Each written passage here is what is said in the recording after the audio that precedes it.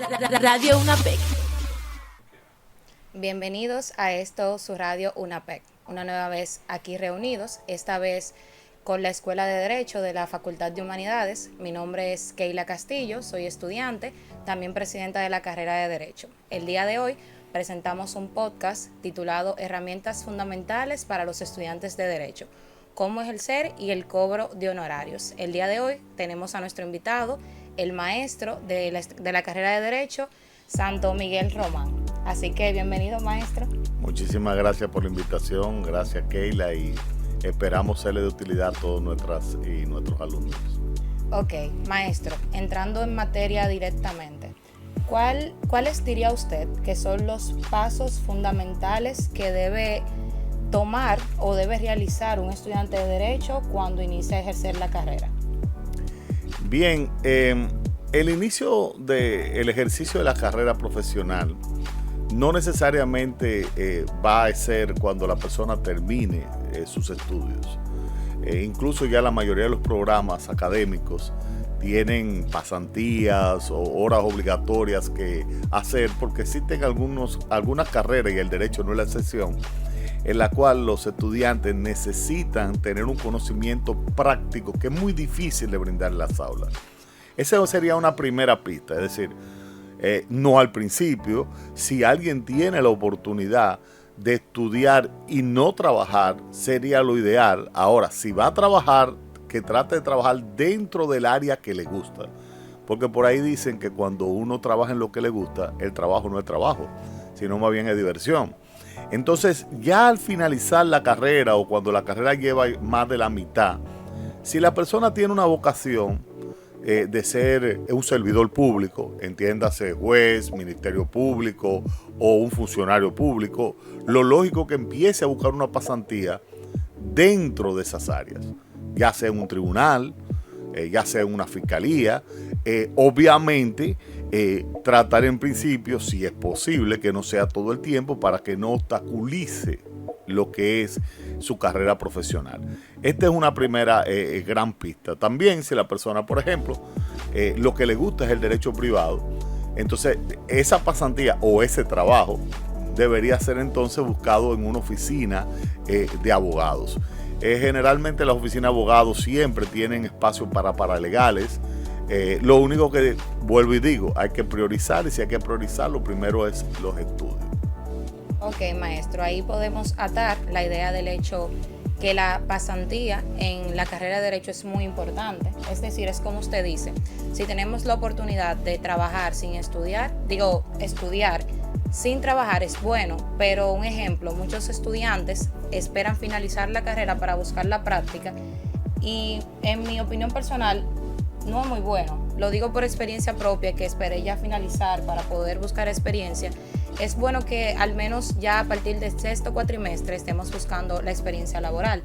Ahora bien, ¿qué recomendaciones le daría usted a los estudiantes cuando ya se gradúan para poder buscar una especialización? Es decir, muchas veces vemos que los estudiantes dicen, bueno, yo desde que me gradúe comienzo maestría de una vez, pero no saben muy bien a qué se quieren dedicar. Invierten un dinero en maestría que realmente es un área que no les gusta o que todavía no conocen a profundidad. Entonces, eso a la larga puede traer consecuencias. Entonces, ¿cuáles serían esas recomendaciones al momento de nosotros decidir por una maestría? Sí, muy buena pregunta, Keila, y yo voy a empezar diciendo lo siguiente. La desesperación siempre es clave del fracaso. Es decir, cuando los estudiantes generalmente se gradúan del bachillerato, se gradúan a los 18, 17, 19 años, sí, son muy jóvenes. Pudiese ser que estén terminando la carrera a los 22, 23 años. Tienen una vida por delante. Entonces, como decía Napoleón, o dicen que él decía eso, vísteme despacio que voy deprisa. Es decir, o sea, la prisa es mala consejera, ¿no? En ese sentido, yendo a tu pregunta en específico, a veces la vida te pone en ciertas circunstancias en las cuales es obligatorio producir dinero, y eso es entendible. Entonces hay que ser creativo. Vamos, si una gente tiene ya una familia, tiene que mantener una familia, ¿cuándo podría entonces tomar la práctica? ¿De qué forma? pudiese ser asistiendo un día a un tribunal. Okay. A veces yendo un día a un tribunal uno aprende muchísimo, más que tal vez en una materia completa. Parecería ilógico, pero esto es así. Ahora, el hecho también de tú pensar que te gusta una área no necesariamente es cierto. Yo pongo en mi caso, cuando yo estudiaba Derecho, yo me visualizaba como un abogado litigante en los tribunales, penalista, porque es lo que uno veía en las películas y era lo que uno creía de esa búsqueda de la justicia. Y después uno se da cuenta que el derecho y la justicia son dos cosas muy diferentes. Claro, yo no soy de los que he perdido el ideal de que el derecho tiene que buscar la justicia. Esa es su razón de ser, a mi juicio y filosóficamente, pero en la práctica no necesariamente es así. ¿Qué me pasó entonces? Sí ejercí penal, sí empecé a ejercer penal y después, ¿sabes qué? Me di cuenta que no me gustaba. Me di cuenta que eso no era lo mío. O sea, ahí viene en el fondo parte de tu pregunta, es decir, el tú ir a un área o empezar una maestría o empezar una especialidad sin necesariamente saber de qué se trata esa área, pudiese ser un error. Y obviamente hoy en día el mercado es competitivo, sí. Una persona que sea licenciado, si no tiene una especialidad o no tiene una maestría, pudiese ser que tuviese hasta cierto punto incompleto, eso lo podríamos entender. Pero hay tantas ofertas, nacionales e internacionales. A veces tú puedes hacer una especialidad o una maestría, no necesariamente en derecho, si no es una carrera afín. Pero ¿cómo lo puedes saber? Entonces ahí hay que tomarse su tiempo. Inclusive en el pasado habían unos reglamentos que creo que ya no existen, que para hacer una carrera, o sea, un posgrado, ya sea a nivel de especialidad o de maestría, había que esperar un tiempo. Antes eran 2 años para hacer una maestría. Yo creo que ya eso no es así. No. Sin embargo, también hay un tema que desde el punto de vista burocrático, cuando un estudiante se gradúa de Derecho, tiene que hacer un conjunto de diligencias, como es, por ejemplo, la solicitud del S4, la juramentación ante la Suprema Corte de Justicia, la misma obtención del título, que sería la primera, la obtención del título legalizado por el Ministerio de Educación Superior, Ciencia y Tecnología, y la colegiatura. Cuando ya la persona cumple ese ciclo, y en eso puede pasar un año, Sí. cuando ya cumple ese ciclo, entonces es que la persona ya está hábil para ejercer. Por lo menos a nivel de ir a los tribunales y de firmar y de representar a una persona. Durante ese tiempo la persona puede ir investigando y tal vez tomarse un tiempecito en trabajo en lo que se pone claro qué es lo que le gusta, qué tipo de área le gusta, para entonces no estar haciendo una maestría o una especialidad que no vaya acorde con lo que anda buscando en la vida. Otra cosa también, si una persona quiere dedicarse al mundo académico, como nosotros los profesores que somos académicos, los que ya somos tal vez investigadores y eso, bueno, tiene lógica de que estudie varias maestrías y varias especialidades, pero una persona no puede estar todo el tiempo estudiando también. Si una persona va a ser un abogado litigante y no va a ser un profesor, un académico, un investigador, no tiene por qué hacer 2 o 3 maestrías, ni siquiera tiene sentido. Porque obviamente el desarrollarte como abogado litigante no se desarrolla en una maestría, no se desarrolla en una especialidad, se desarrolla en los tribunales, en la práctica.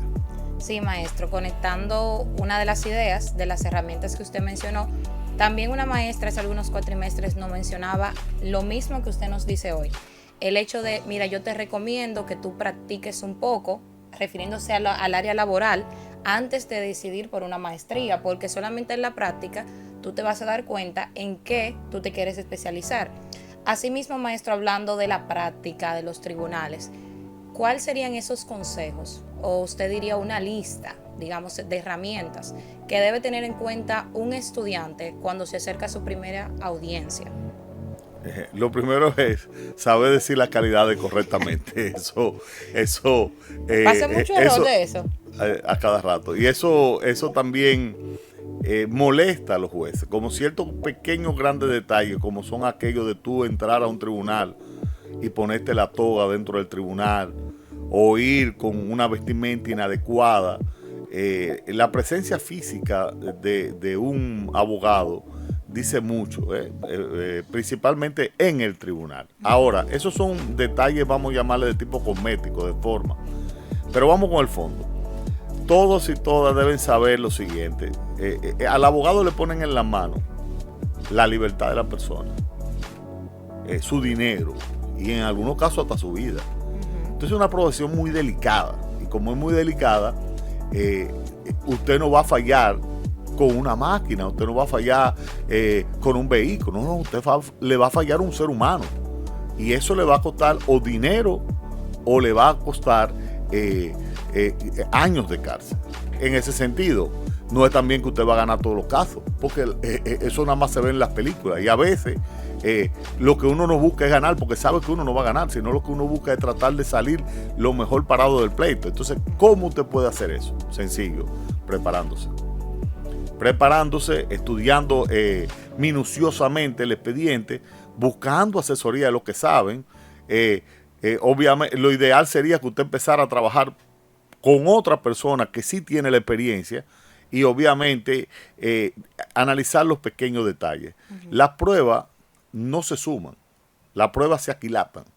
Eso es lo que quiere decir que tú puedes tener 20 pruebas y el otro tiene una que tiene más valor, que te puede descartar las otras 20. Entonces, yo recuerdo que yo me ponía en la posición del otro. Y al ponerme en la posición del otro, yo sabía cuál estrategia yo iba a utilizar en contra mía. Y entonces yo me preparaba, y entonces me preparaba para eso. Y obviamente ya yo tenía la mitad del pleito ganado. Lo demás era exponer mis razones, que son de hecho y son de derecho, y tienen que tener una conexidad, tienen que estar amarradas. Es decir, el hecho tiene que responder al derecho. Yo siempre digo a los estudiantes que una de las cosas por las que se va a la universidad es para aprender el lenguaje jurídico, para aprenderlo, no tanto en qué artículo está la ley, sino expresarte y usar la lógica jurídica para hacer tu argumentación convincente, y lograr forjar un juicio a favor tuyo dentro de los jugadores del sistema. Ok, maestro, aquí haciendo un pequeño cambio en la conversación, tratemos lo que son los honorarios profesionales del abogado. Dígame, ¿existe algún marco legal en nuestro país que regule el cobro de honorarios del abogado? Hay una ley que creo que no la han actualizado, que sí, que regula el ejercicio profesional, pero en un sentido general, no necesariamente detallado. Y hay veces que ni siquiera se puede llevar a la práctica. Me explico. Esa ley habla que cuando uno es contratado, tiene que ser contratado y tener un poder cuotalista, es decir, un contrato solemne ante un notario público, con todos los requisitos de la ley, en lo cual te están dando lo que es la representación. Sin eso, cualquier caso que tú lleves, lo estás llevando trunco. ¿Por qué? Porque en cualquier momento, simple y sencillamente, tu calidad puede ser objetada. Cuando uno da la calidad, uno lo que está diciendo es que uno está representando a alguien. Sí. Pero para tú representarlo, tiene que tener ese poder. Inclusive hay muchos tribunales que te lo piden. Y más cuando ven que el abogado es joven. Cuando ven que el abogado es joven, hay muchísimos tribunales que le piden el carnet de abogado y que le piden el poder cuotalista. De por sí, en ciertas representaciones, en derecho de familia, específicamente en los divorcios, por incompatibilidad de caracteres, ese poder tiene que estar en el expediente. Okay. Ya cuando es por mutuo consentimiento, no, porque el mismo acto notarial en el cual las partes acuerdan divorciarse, ya ese poder en sí. Pero cuando es por incompatibilidad y las partes no van, tiene que estar ahí. Y aunque las partes vayan, el juez puede pedir ese poder. Vamos, primer punto, un poder. En ese poder, obviamente, se van a establecer las condiciones pecuniarias. Y ahí hay que establecer, vamos a decir, 3 grandes términos. 1, los gastos del proceso, que no son tus honorarios, es parte de tu honorario, o sea, lo que se gasta. Que eso sí o sí, en ciertos casos hay que cobrarlo. Hay otras materias en las cuales tú te puedes dar el lujo de no cobrar eso, porque tú estás cobrando por un porcentaje de lo que está envuelto. Por ejemplo, los casos laborales, que son casos en los que generalmente los empleados siempre ganan algo. Entonces tú puedes tener una cuota de eso y no cobrarle honorario, porque al fin y al cabo prácticamente no se paga ningún tipo de impuesto, como en temas que tienen que ver con derecho de familia. No estoy diciendo que ahí en todos los casos tú no tengas que cobrar unos gastos de representación, pero si tú en un caso de un divorcio en el cual hay un monto de dinero involucrado en la partición bastante grande, a veces mucho mejor tú irte por un 10%, un 5%, un 20% de eso, que tú cobrar un honorario. Okay. Está la otra parte que son las costas legales del procedimiento. Ya tenemos entonces los gastos del procedimiento, las costas legales, que eso se liquida al final, pero no siempre tú lo puedes cobrar, porque cuando los procesos están exentos de costas, tú no lo puedes cobrar, entonces tienes que pagártelo a tu cliente. Y obviamente los honorarios, que es lo que tú cobras por eso.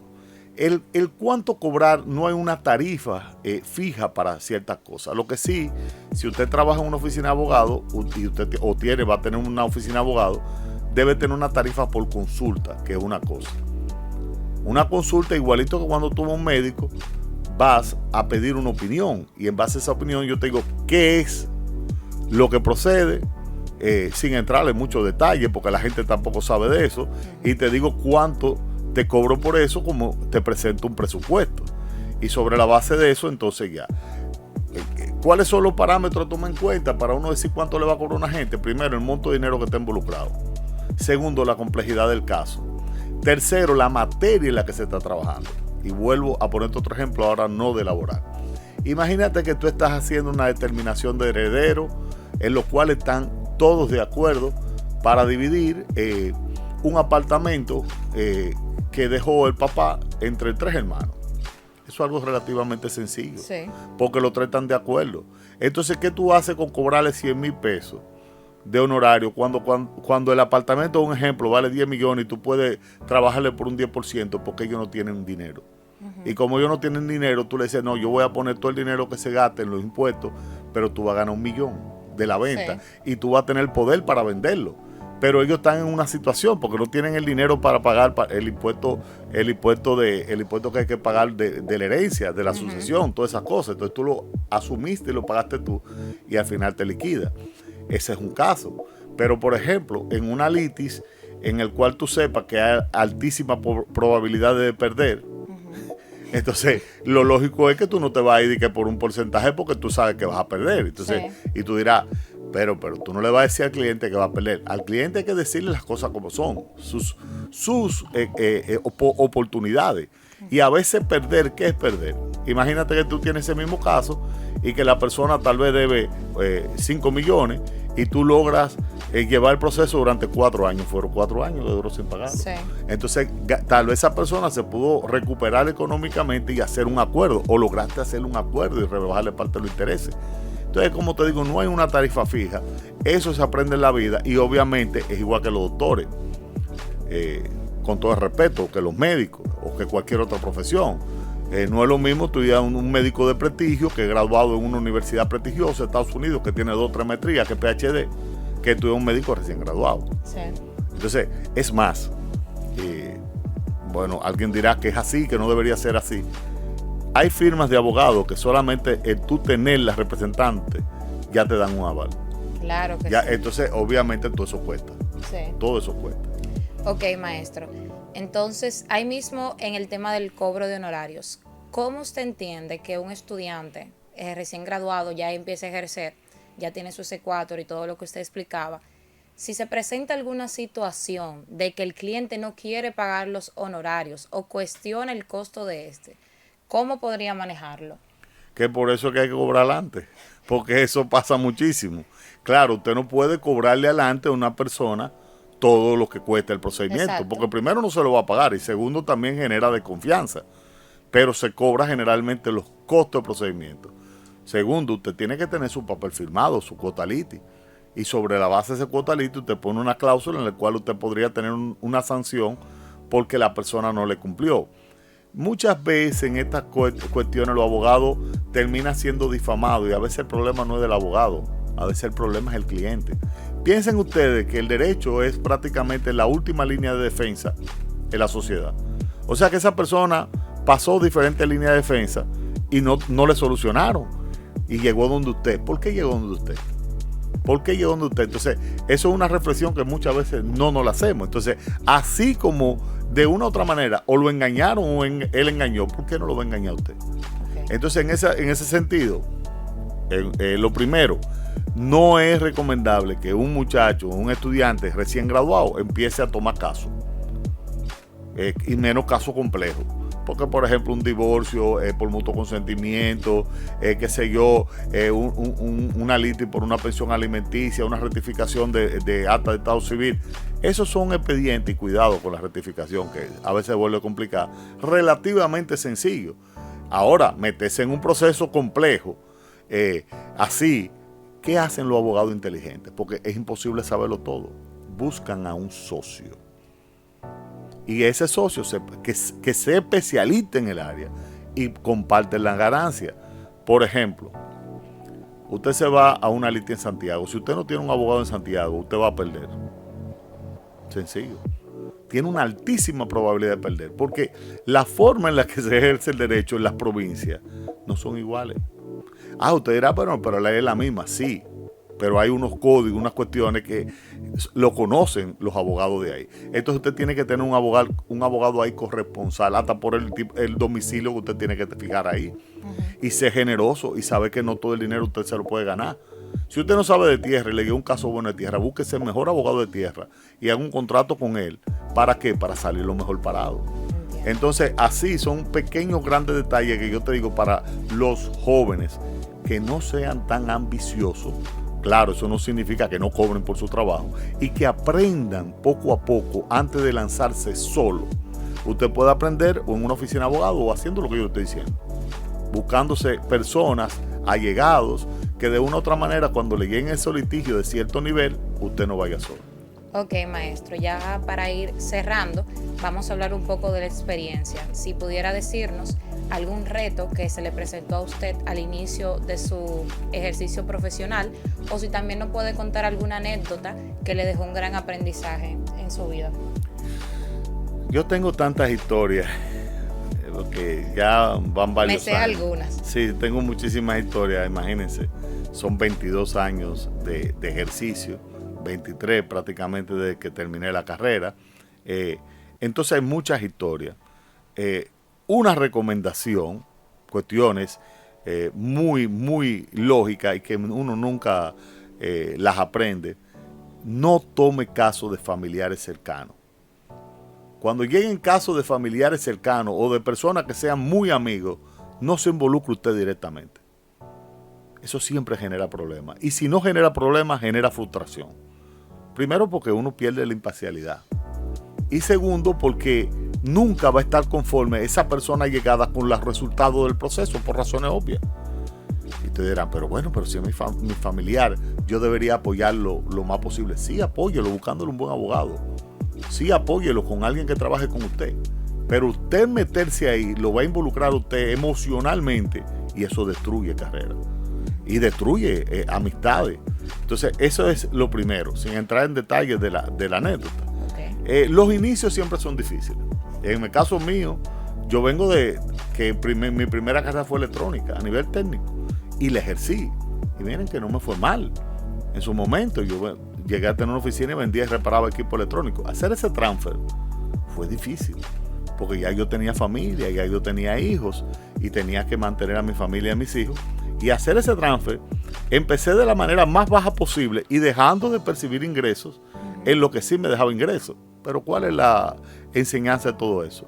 Que cuando se quiere, se puede. Y tienen que tener en cuenta que así como la fruta alrededor tiene una cáscara, para llegar a comerte la fruta hay que quitar la cáscara. La parte inicial siempre es lo más difícil, pero esa cáscara tiene su razón de ser, porque esa cáscara es la que protege a la fruta. Asimismo, los momentos difíciles van a estar al inicio, y hay que ser fuerte, tener determinación, disciplina y honradez, y se llega. Ok, maestro, ya como pregunta final, ¿cuál consejo le daría usted a los estudiantes para ya luego de estar ejerciendo la carrera poder seguir con la motivación del inicio y también estar actualizados en el derecho, porque constantemente está cambiando? El que vive en el pasado vive deprimido, y el que vive en el futuro vive ansioso.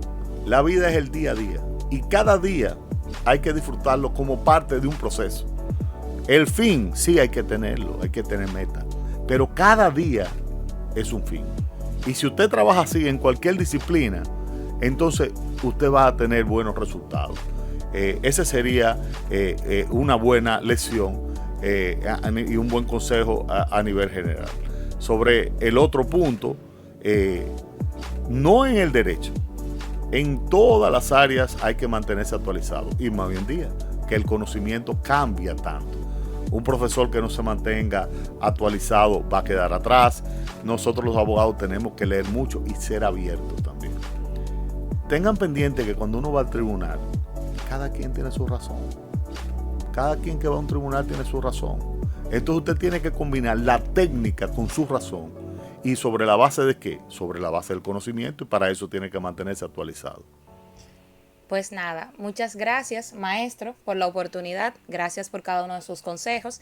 Y a ustedes los oyentes, muchas gracias por estar aquí en Radio UNAPEC. Nos vemos en una próxima entrega. Gracias a ti. Radio UNAPEC